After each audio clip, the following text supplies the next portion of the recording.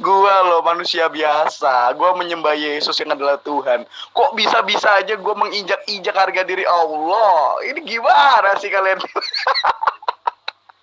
Gue menginjak-injak harga diri Allah, anjir. Gue lebih hebat dari Tuhannya. Islam gila banget sih ini, udah fix banget. Allah nggak bisa berbuat apa-apa nih, cuma berkoar-koar doang nih.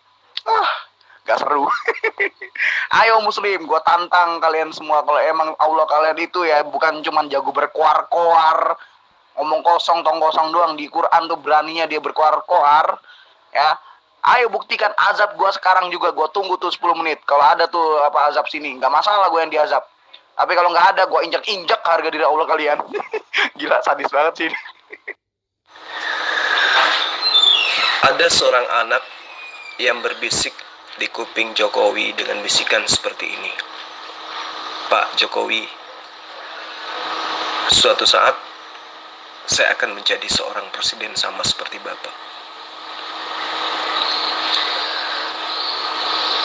Jokowi seketika mendengarkan bisikan anak tersebut, tersentak kaget dan kagum terhadap anak itu. Seketika memberikannya tepukan di bahu, memberikannya 2 jempol, lalu mengatakan, saya yakin kamu bisa, nak. Kalau saya aja yang hanya tukang kayu mampu untuk menjadi presiden, kenapa tidak yang kamu sudah bercita-cita dari awal? Insya Allah kamu akan menjadi presiden. Tetapi ketika anak ini berbisik kepada seorang tukang becak, Bang, saya bercita-cita besok hari akan menjadi seorang presiden. Apa reaksi tukang becak ini? Seketika dia tertawa terbahak-bahak, terpingkal-pingkal, merasa geli dengan pernyataan anak tersebut, merasa anak tersebut bermimpi, berhayal, dan seterusnya. Intinya menghinakan anak itu. Nah, 2 fenomena ini menggambarkan diri saudara. Ketika Jokowi mendengarkan pernyataan bahwa anak tersebut ingin jadi presiden, dia mengukur dirinya. Sedangkan aku bisa jadi presiden, apalagi kamu. Sama ketika si abang becak ini pun dibisikin, dia juga mengukur dirinya. Aku aja yang sudah tua, gak bisa jadi presiden, apalagi ente. Nah, begitulah Anda. Anda memikirkan Allah itu seperti apa yang Anda pikirkan. Sangat disayangkan. Siswa teolog yang ke-Islaman itu ternyata mengukur sesuatu berdasarkan atas dirinya sendiri. Mengukur Allah atas dasar dirinya sendiri. Jadi ini pemikiran-pemikiran yang sifatnya mundur ke belakang, kesamaan batu. Orang yang tidak punya pemahaman dan konsep yang benar terhadap Tuhan. Tapi wajar, saya maklum, karena Anda itu adalah penyembah manusia, bukan penyembah Tuhan. Wajar, karena Anda itu dikutuk oleh Hasem. Di dalam Kejadian, Hasem mengatakan kepada Abraham, siapapun yang mengutuk engkau Abraham, aku akan mengutuknya. Sehingga wajar kemudian ketika kamu dikutuk, pernyataan-pernyataanmu itu membuat kamu bangga. Tetapi sungguh, seluruh malaikat sampai ke langit ke-7 itu menunggu kedatanganmu di ambang kematianmu. Itu yang perlu kamu paham. Itulah orang Bapak mengukur Tuhan Yesus sama dengan pola Al-Qurannya Bapak. Kita berbeda. Jadi cara berdiskusi bukan memaksakan kehendak. Itulah pola pikir kita berbeda, Pak Jul. Di sini kan selalu saya bilang, dalam diskusi kita sudah beda pola pikir kita. Konsepnya sudah berbeda. Tidak bakal ketemu. Justru kita belajar sama-sama gitu. Jangan usah mengada-ngada orang Bapak. Dan Injil Bapak sendiri ya Injil Bapak yang diturunkan Yesus itu. Jangan memaksakan Injil kami pakai Injil Bapak. Konsepnya sudah berbeda. Ini yang saya bilang, Bapak betul mengerti. Kasih tahu tuh sama kawan-kawan Bapak gitu, supaya diskusinya enak. Konsepnya sudah berbeda, dan tidak bisa kita paksakan. Nah, kita hanya sekedar mengetahui apa sih Islam itu, apa sih Kristen itu. Gitu Pak Jul. Nah, ini Pak Jul ini cerdas nih. Suka saya orang-orang cerdas kayak begini. Saya tidak pernah mengukur Yesus berdasarkan pemahaman saya, tapi saya mengukur Yesus berdasarkan pengajaran Yesus. Siapa Yesus menurut Yesus? Apakah sama pemahaman Kristen dengan pemahaman Yesus sendiri terhadap dirinya? Enggak kan? Apakah sama pemahaman Zulkifli M. Abbas terhadap pemahaman Yesus terhadap dirinya? Sama. Yesus katakan apa tentang dirinya, itu yang saya pahami. Aku tidak dapat berbuat apa-apa dari diriku sendiri. Berarti Yesus bukan Tuhan. Aku tidak dapat apa yang aku katakan bukan berasal dari diriku sendiri. Berarti Yesus bukan Tuhan. Bapa lebih besar daripada aku. Berarti Yesus bukan Tuhan. Tidak ada yang tahu kapan hari kiamat. Termasuk anak pun tidak ada yang tahu. Berarti Yesus bukan Tuhan. Itu pemahaman saya terhadap Yesus. Enggak lebay. Apa yang dikatakan Yesus tentang dirinya, itulah yang saya pahami. Tidak seperti kamu memahami Yesus berdasarkan iman gereja. Beda kan? Terlalu drama, kebanyakan curhat. Allah lu berkoar-koar sampai sekarang 1500 tahun cuman koar-koar tong sampah, tong kosong. Ayo dong buktikan, jangan malu. Ini ada targetnya, ini ada target yang siap untuk dijadikan bahan azab. Kurang baik apa gua untuk membuktikan Allahmu cuma berkoar-koar doang atau berbukti memang dia itu Tuhan? Gue siap yang jadi korban. Gitu loh, makanya gue tantang ini Allah ini cuma berkuar-kuar doang 1500 tahun baru cuman gue yang berani nantang Allah dan Allah tetap gak berani terima tantangan gue. Masya Allah, terinjak-injak. Nah, nggak usah banyak ngomong. Gak, lu terlalu banyak drama, terlalu banyak curhat, ngomong pelan-pelan, Allah kayak nyinden aja lu. Tunjukkan ya, suruh tuh Allahmu mengazab gua tunggu 10 menit. Kalau emang Allahmu itu Tuhan, kalau emang Allahmu itu nggak cuman besar ngomong doang, nggak cuman tong kosong doang nyaring bunyinya, suruh Allahmu azab gua tunggu 10 menit ya. Kalau Allahmu nggak mengazab, berarti ya jelas kita tahu lah itu. Kamu siap tidak siap, tetap aja akan menjadi bahan bakar api neraka. Kamu minta mati hari ini pun kalau Allah belum menghendaki, ya kamu belum mati. Kamu gak mau mati sekalipun kalau Allah sudah menghendaki kamu akan mati. Neraka itu adalah suatu kepastian. Itu adalah tempat kembalinya orang yang menyembah manusia.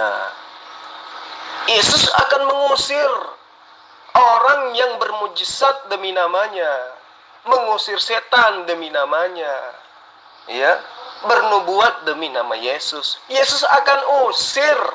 Kamu tidak perlu minta, dan ketika Yesus mengusir, berarti kamu beradanya di mana? Di neraka. Kamu akan diasap. Jadi kamu tanpa berkoar-koar pun, ya, itu sudah satu paket. Sudah satu paket. Kafir ya neraka, itu udah paket, nggak bisa ditawar-tawar. Jadi meski bibirmu robek sampai kuping teriak nantang Allah, tetap aja kamu akan merasakan. Terkecuali kalau kamu bertaubat, menyembah kepada Allah dan menjadikan Yesus sebagai utusan Allah. Itu. Tapi kalau kamu dengan bangganya tantang petenteng, ya saya juga bisa.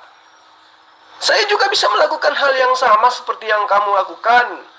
Tetapi agamaku tidak mengajarkan aku untuk takabur. Agamaku tidak mengajarkan aku untuk sombong. Agamaku tidak mengajarkan aku melawan Tuhanku. Paham? Ya? Jadi, kamu boleh bangga, tapi berapa ratus tahun kamu akan hidup? Kamu akan bertemu sehari di mata Tuhan, 1000 tahun di mata manusia. Kamu bakal hidup berapa tahun lagi? 1000 tahun? Oh, itu cuma sehari penantian Allah untuk kamu datang kepadanya. Pak Jul, inilah kekurangan Pak Jul ya. Kristen itu emangnya Pak Jul itu menganggap Kristen itu lebih pintar, Pak Jul itu lebih pintar daripada saya, daripada orang Kristen yang lain. Justru karena Pak Jul tidak mengimaninya, jadi tidak menjalankan apa yang ada di Alkitab itu. Gitu Pak Jul. Jangan Pak Jul bilang Pak Jul lebih mengerti daripada orang Kristen. Orang Kristen itu pintar-pintar Pak Jul. Kuliahnya tinggi-tinggi Pak. Orang Yahudi Kristen itu lebih cerdas dia Pak. Aduh Bapak Jul, Pak Jul. Apa yang Bapak jalankan perintah Yesus? Aduh Pak Jul, Pak Jul. Saya kadang-kadang kalau mendengar Pak Jul ini bicara, udah kayak yakin tapi kosong Pak. Terus terang Bapak jagonya di Al-Quran. Di Alkitab Bapak tidak ada apa-apa. Nol. Bodoh. Saya pikir ya, tapi tentang Kristen ya Pak ya. Yang tersinggung tentang Kristen ini saya bilang. Tapi kalau di Al-Quran Pak Jul tuh hebat lah. Bisa kita bertanya. Ya. Tapi kalau di Alkitab harusnya Pak Jul itu bertanya. Jangan Pak Jul bilang Pak Jul menjalankan. Isa mungkin iya Pak Jul. Kalau Yesus tidak. Ya beda Pak. Tentang Isa aja kita sudah berbeda. Abraham sudah kita berbeda. Gitu Pak Jul. Beda sekali. Pak Jul tidak ada satupun menjalankan apa aja yang Yesus lakukan. Apa yang Yesus ajarkan. Oke Pak Jul. Anda boleh bangga. Anda boleh keluar-keluar, Anda cerdas, Anda pintar, Anda hebat. Boleh, boleh. Silakan. Fir'aun pun jauh lebih mengaku hebat daripada siapapun. Bahkan dia menganggap dirinya adalah Tuhan. Silakan. Anda mau mengata cerdas, Anda mau mengaku pintar. Boleh, ambil semua titel, sandangkan di atas pundakmu. Silakan. Tapi faktanya, kamu tidak lebih terhormat dari seekor babi. Sebabi-babinya babi. Tidak ada babi yang menyembah babi. Begitupun tuyul. Setuyul-tuyulnya tuyul. Tidak ada tuyul yang menyembah tuyul. Jadi Anda boleh bangga, Anda pintar, Anda cerdas, Anda hebat. Tapi sayang sekali, seekor babi lebih terhormat daripada Anda.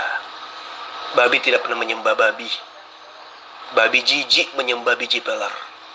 Tapi Anda menyembah Yesus yang adalah manusia. Itu adalah sebuah pekerjaan yang sangat hina. Paham tak?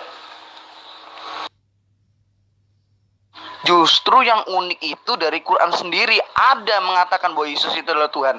Gak percaya? Coba buka surah At-Taubah ayat 31. Sesungguhnya kafirlah orang-orang Yahudi, bahkan termasuk Islam, kalau mereka tidak mengambil Tuhan selain Allah dan Al-Masih sebagai Tuhan yang Esa. Mantap kan, Quran sendiri mengakui bahwa Yesus Tuhan. Tapi ternyata Allah tidak bisa mengazab gue juga. Gue injak-injak harga diri Allah. Ya, beginilah kalau umat terjemahan. Pamer kebodohan dengan kesombongan. Attakhazu akhbarahum wa ruhbanahum arbabam min dunillah wal masih ibnu Maryam wa ma amiru illa liya'budu ilahan wahidah la ilaha illa huwa subhanahu amma yusyrikun. Jadi orang Kristen seperti Anda yang sudah bahlul, tolol, goblok, idiot, mencoba untuk memahami Quran dengan menggunakan kacamata mimbar gereja. Jelas-jelas ayatnya dikatakan, ya, wa ma umiru illa liya'budu ilaha wahida la ilaha illa huwa subhanahu amma yusyrikun. Mereka disuruh hanya menyembah kepada Allah. Tidak ada Tuhan selain Allah. Maha suci Allah dari yang Kristen persekutukan. Ayatnya jelas. At-Taubah ayat 31. Tetapi karena umat kamu itu hanya umat terjemahan, otakmu kamu simpan di anusmu, yang mengisi otakmu itu hanya abu gosok, ya kayak gitu cara pandangmu. Udah sombong, dongok, bahlul, tolol pula. Kan gitu. Ya, saya katakan kepada temanmu tadi, sebabi-babinya babi, tapi babi tidak sebodoh Anda. Babi tidak pernah menantang penciptanya. Anda manusia, tetapi jauh lebih hina daripada babi menantang penciptanya. Kamu kalau ngomong sama saya gak usah pakai asumsi. Ya, udah capek dibohongi dan janji-janji palsu Allah yang katanya mengazab orang-orang kafir. Sampai hari ini gue tantang-tantang masih belum diazab. Gak usah asumsi gue bakal masuk neraka. Alah, gak mempan. Gak mempan sampai Allah bisa membuktikan kalau dia bisa mengazab gue. Ayo gue tantang. Ini udah terinjak-injak, udah 10 menit ini loh. Ya ampun, masih belum diazab aja. Makanya itu dia, suruh Allahmu kalau memang dia itu maha kuasa. Kalau memang dia gak mendengarkan gue, atau mungkin dia takut atau gimana ya, atau mungkin dia maha gak tahu, dia gak bisa mendengar omongan gue, atau mungkin gue harus retrek pakai toa buatan kafir di masjid itu gue pinjem. Gak tahu juga ya gue, itu kenapa ya dia gak dengerin omongan gue. Tapi lu kan umatnya, ya kan, katanya Allah itu maha mendengar doa umatnya, konon.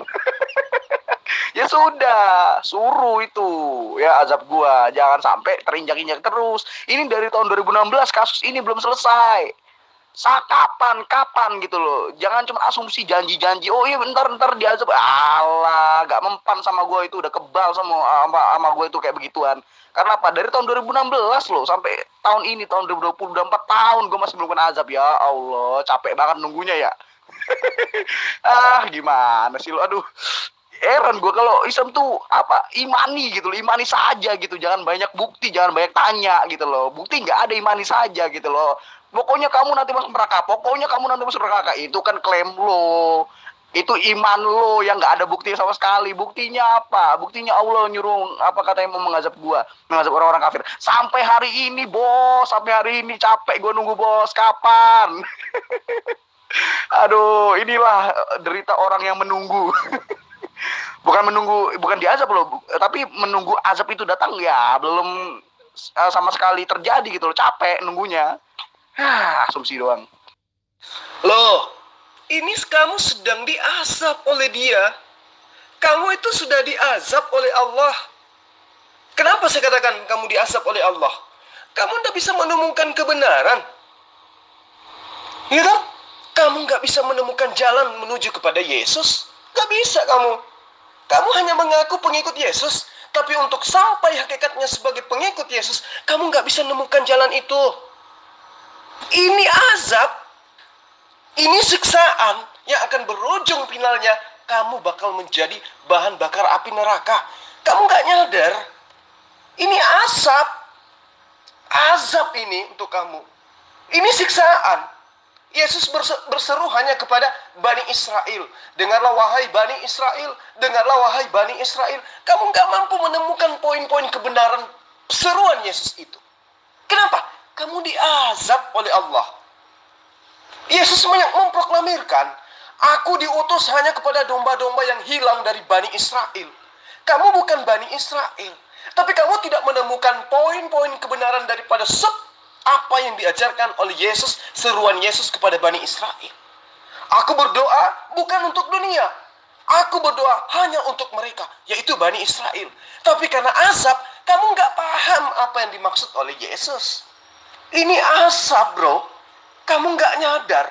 Yang kamu taunya asap itu kamu kena kusta, gigimu seketika rontok, kamu langsung kena penyakit yang membuat kamu itu seakan-akan kena tulah. Itu yang kamu anggap azab.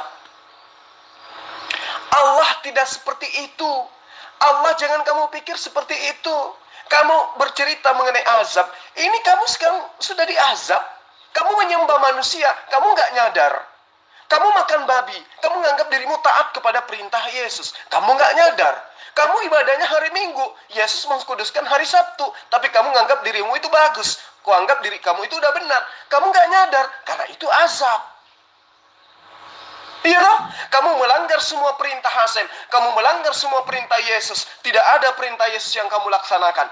Kamu menganggap dirimu sebagai pengikut. Kenapa? Kamu diazab. Tapi kamu nggak nyadar. Nah, itulah ketidaksadaranmu. Itulah azab Allah kepadamu. Kamu menuhankan Yesus. Apakah itu kehendak Allah? Bukan. Kamu makan babi. Apakah itu kehendak Bapa? Bukan. Kamu menyembah 3 esensi Tuhan. Apakah itu kehendak Bapa? Bukan. Kamu tidak sunat. Kamu ibadah hari Minggu. Apakah itu kehendak Bapa? Bukan. Tapi kamu menganggap dirimu benar. Kamu menganggap dirimu itu kudus. Kamu menganggap diri kamu itu pengikut Yesus. Kenapa? Karena kamu diazab oleh Allah. Summum bukmun umyum fahum la yarji'un. Jelas kok. Jadi kalau kamu petantang-petenteng, Fir'aun juga begitu. Korun juga gitu. Nantang Allah. Sekarang mana mereka? Hidup ratusan tahun. Percuma bukan? Nah, kamu mau hidup berapa tahun lagi? 1000 tahun. Kamu tidak perlu mengajarin Allah. Allah menunggu waktu lama untuk mengasap kamu. Enggak. 1000 tahun usia penantian manusia di hadapan Allah hanya sehari. Apakah kamu akan hidup 1000 tahun lagi? Enggak kan? Paling-paling juga 3 bulan, 4 bulan, 5 bulan, setahun. Setahun usia manusia di hadapan Allah cuma berapa sekian detik. Jadi kamu jangan sombong. Kamu tidak bisa menemukan kunci surga yang diajarkan oleh Yesus. Yesus sudah mengatakan, hidup kekal itu, masuk surga itu, syaratnya adalah ketika engkau mengenal satu-satunya Tuhan yang benar, yaitu Dia yang ada di surga. Tapi kamu nggak bisa menemukan itu. Kamu mentok kepada menuhankan Yesus, menuhankan Yesus, menuhankan Yesus. Padahal Yesus mengatakan, hidup kekal itu adalah mereka mengenal Aku yang telah engkau utus. Tuh, tapi kamu gak mengenal itu kan? Artinya kamu diazab. Saya sebagai Muslim, pengikut ajaran yang diajarkan oleh Yesus, hanya bisa tersenyum melihat sikap, perilaku, perkataan, dan kesombongan kau ini. Paham?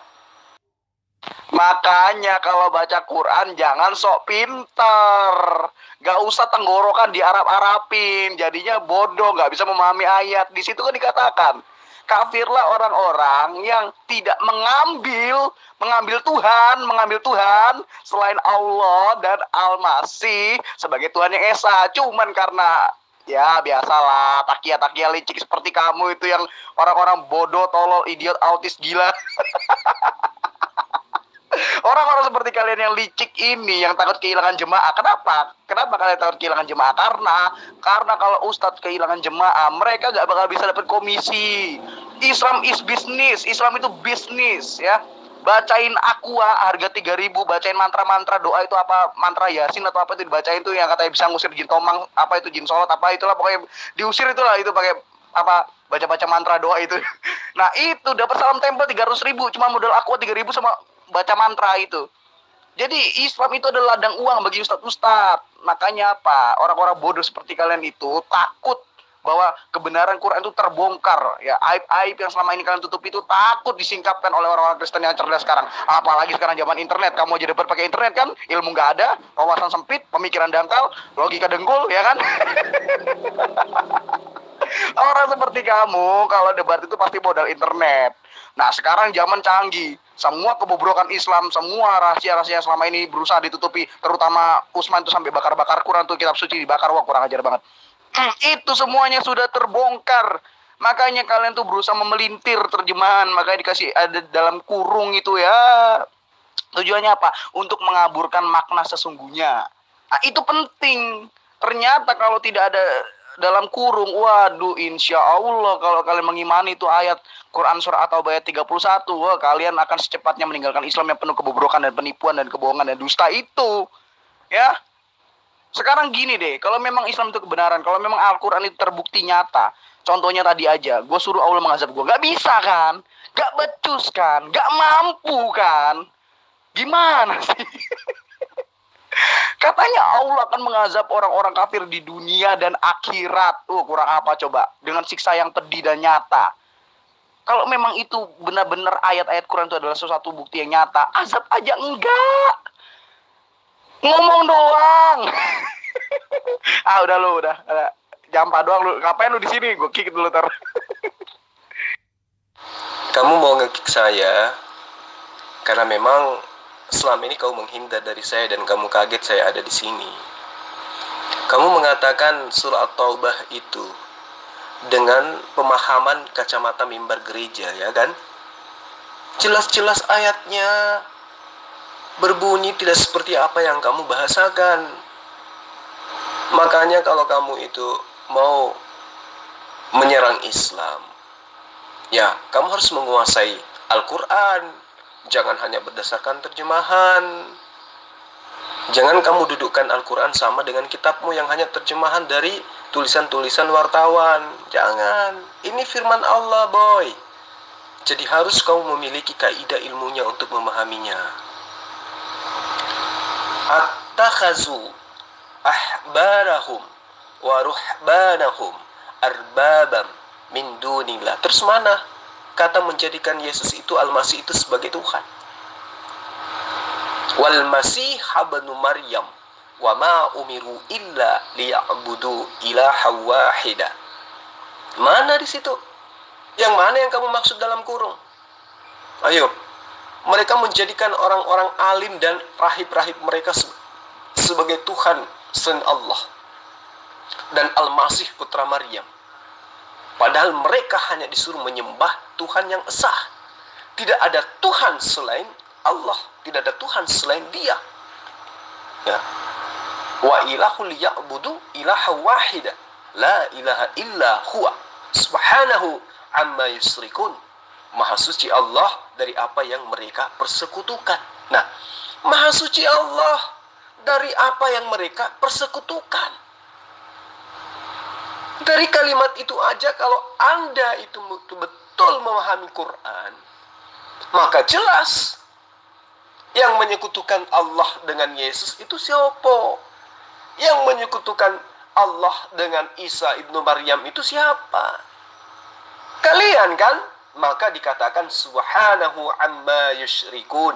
Maha suci Allah dari mereka menyekutukannya dengan Yesus. Maha suci Allah dari mereka yang telah mempersekutukan Allah dengan Roh Kudus, dengan merpati. Jadi kamu harus banyak belajar. Bukan hanya mengkaji Al-Quran melalui terjemahan. Karena terjemahan itu bukan Al-Quran. Terjemahan itu pengertian manusia terhadap firman Tuhan. Firman Tuhannya itu jelas, ya Al-Qurannya itu. Lah kamu hanya memahami Quran menggunakan terjemahan manusia. Gimana bisa sampai kepada poin kebenarannya? Kan kasihan. Firman Allah. Firman Allah ya? Allah yang mana ya? Aku mau tanya, apakah Allahnya Muslim beda dengan Allahnya Kristen? Terus ini loh pertanyaan saya dari tadi siang, tidak ada saudaramu yang bisa menjawab saya. Tolong Pak bisa jawab saya.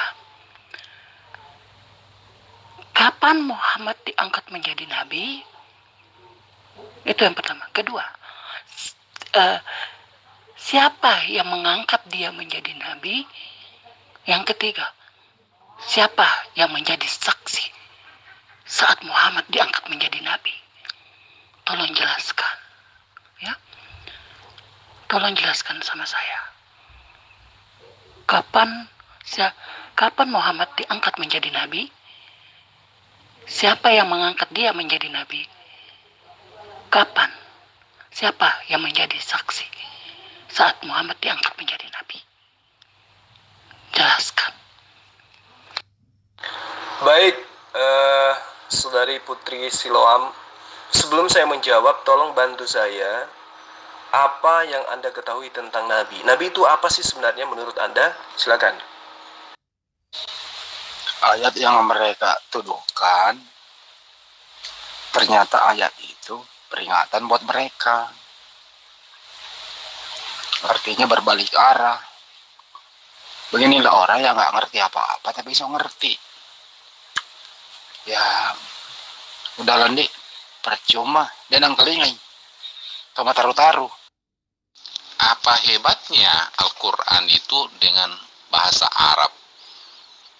Apa hebatnya gitu? Lah untuk apa juga hanya bahasa Arab? Tidak dimengerti orang, tidak dipahami maknanya. Nah makanya hanya berapa orang atau berapa persen orang Indonesia mengerti bahasa Arab.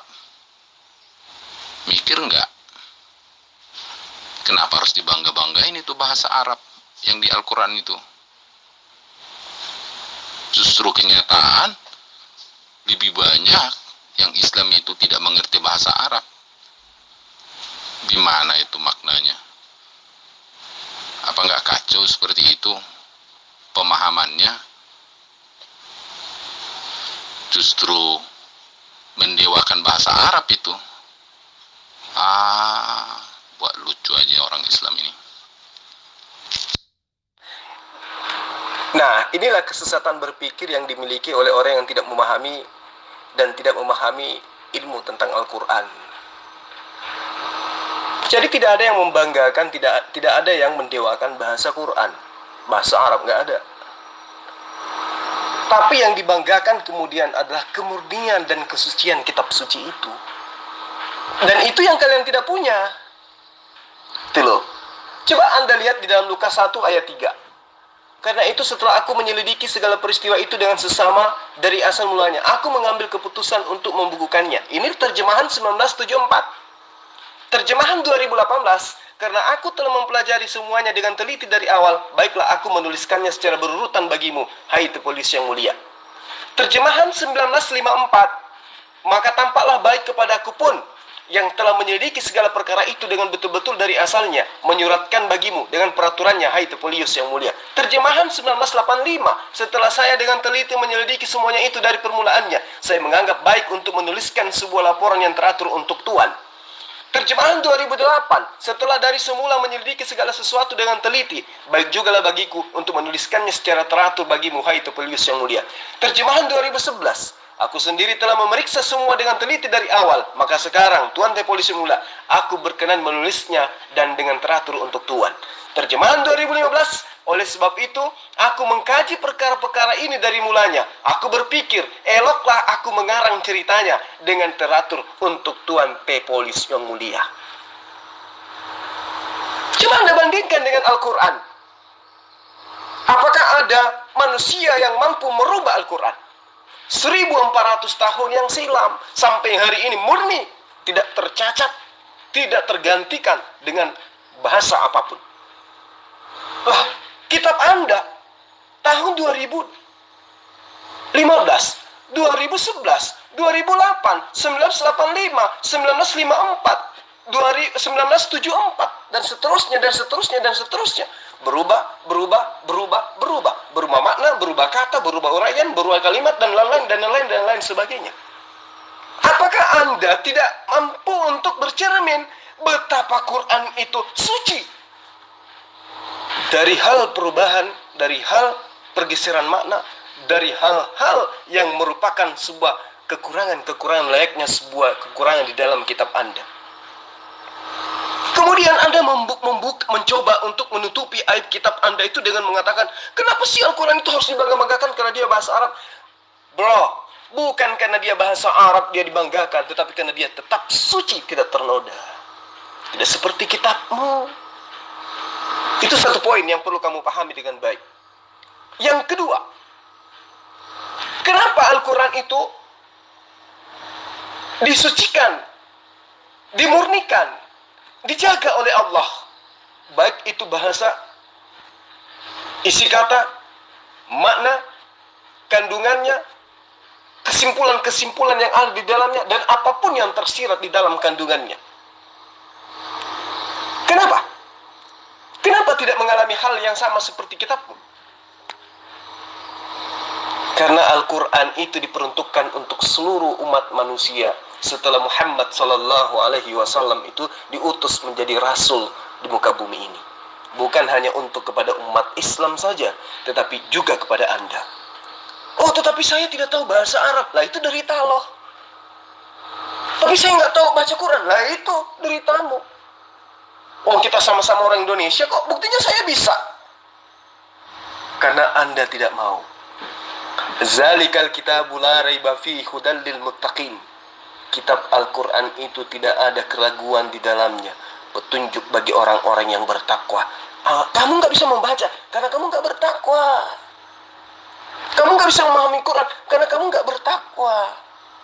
Gimana mau bertakwa ya Tuhan kamu manusia? Gimana sih ceritanya? Kitabmu hanya seperti itu.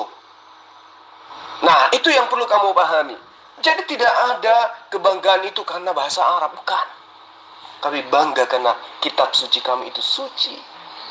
Tidak bisa dirubah oleh tangan-tangan jahil, oleh pembenci-pembenci Al-Quran. Seperti Anda-Anda semua. Oke, jadi ada beberapa orang debaters di grup Kristen ini ya. Ini grup Kristen ya. Tapi isinya semua adalah penghujat dan orang-orang yang tidak punya ilmu. Untuk itulah saya menganggap bahwa mereka tidak akan pernah bisa diajak berdiskusi dengan baik. Karena dasar pijakan mereka itu adalah hujatan, ketidaktahuan, dan juga kesesatan. Saya akhiri sampai di sini karena sudah nggak ada lagi tanggapan. Saya juga mau undur diri. Saya mau rehat dulu, ya. Harapan saya supaya kalian semua itu bisa sadar, bisa waras bahwa hidup itu cuma sekali, dan Yesus berpesan supaya melakukan apa yang menjadi kehendak Bapa, bukan kehendak Paulus, bukan kehendak Lukas dan seterusnya. Ya, sekali lagi semoga kalian mendapatkan hidayah, mendapat rahmat dari Allah. Salam satu Tuhan.